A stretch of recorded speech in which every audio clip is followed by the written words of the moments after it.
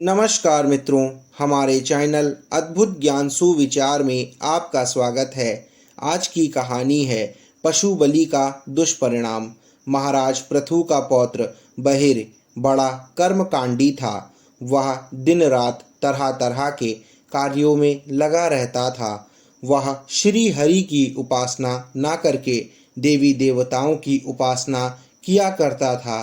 वह देवी देवताओं को प्रसन्न करने के लिए तरह तरह के यज्ञ और अनुष्ठान आदि किया करता था। केवल यही नहीं, बहिर देवी देवताओं को प्रसन्न करने के लिए जीवों की बलि भी दिया करता था। जीवों को बलि देते समय वह हर्षित होता था और अपने आप को धन्य मानता था। एक दिन देव ऋषि नारद भ्रमण करते हुए बहिर की सेना में उपस्थित हुए। बहिर ने उनका स्वागत किया और बैठने के लिए उन्हें सुंदर आसन दिया। देव ऋषि नारद ने बहिर के कर्म कांडों की चर्चा करते हुए कहा, राजन, आप दिन रात देवी देवताओं को प्रसन्न करने के लिए तरह तरह के कर्म करते रहते हैं और पशुओं की बलि भी देते हैं। आप कभी श्री हरि को भी स्मरण करते हैं। यह सुनकर नारद जी बोले, राजन, ठीक है कि श्री हरि सभी जीवों में निवास करते हैं। यह भी ठीक है कि देवी देवताओं में भी भगवान श्री हरि मौजूद हैं, किंतु यह ठीक नहीं है कि देवी देवताओं की आराधना के रूप में आप भगवान श्री हरि की ही आराधना करते हैं। भगवान श्री हरि तो साकार भी हैं, निराकार भी हैं। वे भेदों से परे हैं। उनके सामने देवी देवता भेदों से परे नहीं हैं। भगवान श्री हरि दयामय हैं। वे भोगों और बलियों से प्रसन्न नहीं होते। वे प्रसन्न होते हैं प्रेम और भक्ति से। मनुष्य को देवी और देवताओं की पूजा छोड़कर भगवान श्री हरि के श्री चरणों से प्रेम करना चाहिए। उन्हीं में अपना मन रमाना चाहिए। नारद का कथन सुनकर बहिर मौन रहा। वह मन ही मन में कुछ सोचता रहा। नारद ने बहिर की ओर देखते हुए पुनः कहा, राजन, आप देवी देवताओं को प्रसन्न करने के लिए पशुओं की बलि देते हैं। यह पाप है, अधर्म है। जीवों की हिंसा से बढ़कर दूसरा पाप कोई नहीं होता। अतः आपको जीवों की बलि नहीं देनी चाहिए।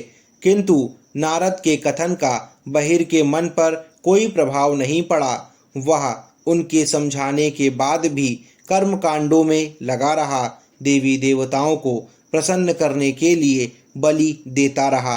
बहिरी जब मृत्यु के पश्चात यमलोक में गया तो उसके मार्ग को रोककर सभी पशु खड़े हो गए जिनकी उसने बलि दी थी। वे बहिर को घूर घूर कर देख रहे थे। बहिर उन्हें देखकर डर गया और सहायता के लिए पुकारने लगा। उसकी पुकार सुनकर यमदूत अट्टहास करने लगे। उन्होंने बड़े जोर से हंसते हुए कहा, मूर्ख, तुम जिन पशुओं की बलि देकर हर्षित हुआ करते थे, वे ही आज तुमसे बदला लेने के लिए तुम्हारे सामने खड़े हैं। तुम्हारी सहायता कोई नहीं कर सकता। यमदूतों का कथन सुनकर बहिर आर्त स्वर में बोला, मैंने जीवन भर जो भी हिंसा की थी वह देवी देवताओं को प्रसन्न करने के लिए की थी। यमदूत बोले, मूर्ख, कोई भी देवी देवता बलि से प्रसन्न नहीं होता। मनुष्य अपने मन के विकारों के ही कारण देवी देवताओं को बलि दिया करता है। अगर देवी और देवता बलि से प्रसन्न होते तो क्या वे तुम्हारी सहायता नहीं करते?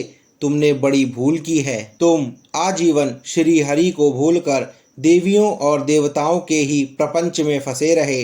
तुमने जो भूल और पाप किया है उसका कुफल तुम्हें छोड़कर और कौन भोगेगा? यमदूतों का यह कथन सुनकर बहिर सिर पीट पीट कर पछताने लगा। वह सोचने लगा, काश मैंने नारद जी की बात मान ली होती। लेकिन अब पछताने से क्या फायदा? जो लोग भगवान के चरणों में अनुराग न करके देवियों और देवताओं के ही जाल में फंसे रहते हैं, उन्हें बहिर की भांति ही पछताना पड़ता है।